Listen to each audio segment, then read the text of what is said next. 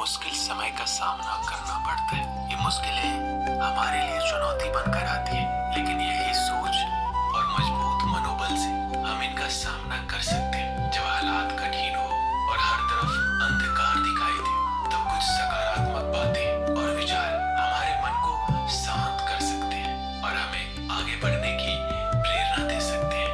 एक समय की बात है, हस्तिनापुर में पांडव अपने जीवन के सबसे कठिन समय से गुजर रहे थे। जुए के खेल में सब कुछ हारने के बाद उन्हें वनवास और अज्ञातवास में रहना पड़ा। वनवास के दौरान एक दिन द्रौपदी ने युधिष्ठिर से पूछा, इतनी विपत्तियों में आप कैसे शांत और स्थिर रह पाते हैं? क्या आपको डर और निराशा महसूस नहीं होती? युधिष्ठिर ने मुस्कुराते हुए कहा, मैं हर संकट में श्री कृष्ण को याद करता हूँ। उनके उपदेश और उनकी बातें मेरे मन को हिम्मत देती है। इस पर द्रौपदी ने कहा, तो कृपया मुझे भी बताइए, उन्होंने आपको ऐसा क्या सिखाया जो आपके मन को मजबूत बनाए रखता है? युधिष्ठिर ने श्री कृष्ण से जुड़ी एक सच्ची घटना सुनाई। महाभारत युद्ध शुरू होने से पहले अर्जुन अपने ही परिवार, गुरुओं और भाइयों के खिलाफ युद्ध लड़ने से डर गए थे। उनके मन में असमंजस और निराशा थी। उन्होंने कृष्ण से कहा, मुझे ये युद्ध नहीं करना, मैं अपनों को मारकर कोई खुशी नहीं पा सकता। श्री कृष्ण ने मुस्कुराते हुए अर्जुन से कहा, हर आत्मा अमर है। तुम जिस शरीर को मारने या बचाने की बात कर रहे हो, वह केवल एक नश्वर शरीर है। आत्मा अजर अमर है, इसलिए अपने कर्म पर ध्यान दो, परिणाम पर नहीं। ये जीवन के हर व्यक्ति के लिए परीक्षा है। जो इस परीक्षा में धैर्य और साहस रखता है, वह विजयी होता है। तुम्हारा धर्म है अपने कर्तव्य को निभाना। रिश्तों को मोह या सुख से जोड़ने के बजाय अपने कर्म का पालन करो। श्री कृष्ण ने अर्जुन को यह समझाया कि जो भी मुश्किलें हमारे जीवन में आती है, वह हमारे साहस, धैर्य और कर्म की परीक्षा लेने के लिए होती है। युधिष्ठिर ने कहा, श्री कृष्ण ने जो अर्जुन को सिखाया, वह मेरे लिए भी एक मार्गदर्शक है। जब भी मैं किसी संकट में होता हूँ, तो मैं उनके उपदेशों को याद करता हूँ। मुश्किलें हमारे जीवन में केवल अस्थायी है। अगर हम अपने मन को शांत रखें और अपने कर्तव्यों पर ध्यान दें, तो हम हमारे संकटों से पार पा सकते हैं। द्रौपदी ने इस बात को समझा और कहा, ये सच है। अगर मन में हिम्मत हो और भगवान पर विश्वास हो, तो कोई भी मुश्किल हमें तोड़ नहीं सकती। जब भी आप मुश्किल समय से गुजरे, तो श्री कृष्ण के 3 उपदेशों को याद रखें। संकट स्थायी नहीं है। धैर्य और साहस आपका सबसे बड़ा हथियार है। कर्तव्य पर ध्यान दें, फल की चिंता ना करें। श्री कृष्ण की ये कथा हमें सिखाती है, समय कितना भी कठिन हो, मन को स्थिर और मजबूत बनाकर हम हर परेशानी को हरा सकते हैं।